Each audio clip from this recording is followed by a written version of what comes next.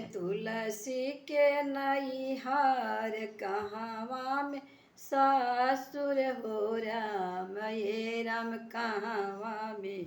तुलसी जनमाली तके हो जरी रोपे लाओ हो राम कहवा में तुलसी जनमाली तके हो जरी रोपे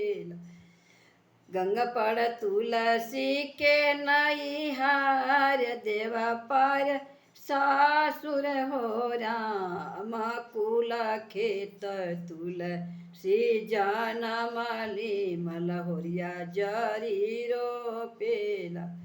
आहो राम कुल खेत तुलसी जनमाली मलहोरिया जर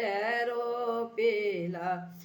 काम में तुलसी के नैहार कहवा में सासुर हो राम कहवा में तुलसी जनमाली तके हो जरी रोपेला गंगा पर तुलसी के नैहार देवा पर सासुर हो राम कुल खेत तुलसी जनमाली मलहोरिया जर रोपेला आहो राम कुल खेत तुलसी जनमाली मलहोरिया जर रोपेल मरब में तुलसी के लट धई अवरू से जट धई हो राम ये हमारा बलमु संगे रहलित कुरवा बिराजे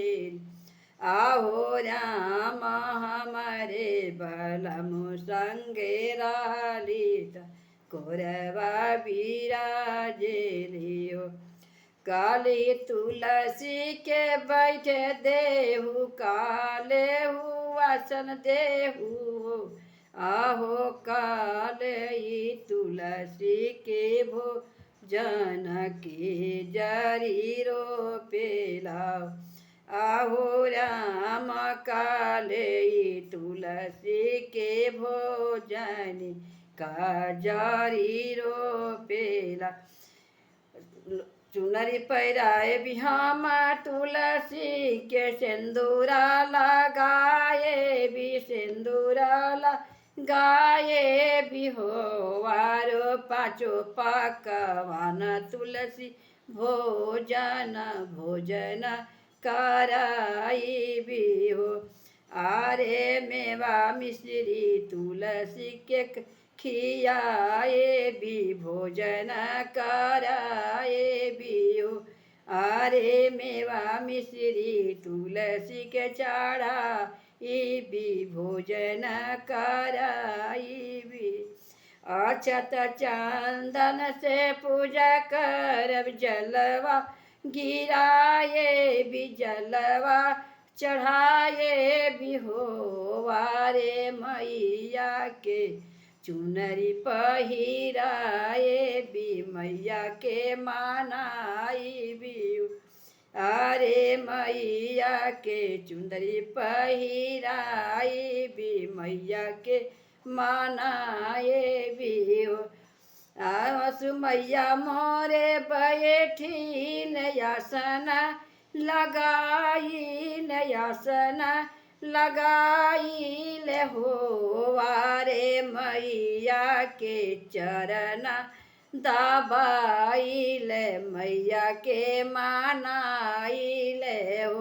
अरे धीरे धीरे चरण दबाई ले मैया के मानाए नियो अरे धीरे धीरे चुनरी पहिराई ले मैया के मानाई ले हो मैया के हाथवा में चूड़ी नहीं के चूड़ी पहिराए भी कंगन पहिराए भी हो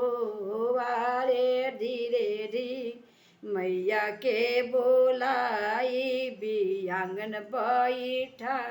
ए बिचरण पाखार बियो। अरे धीरे धीरे मैया के बोलाई चरण पाखार बिहो।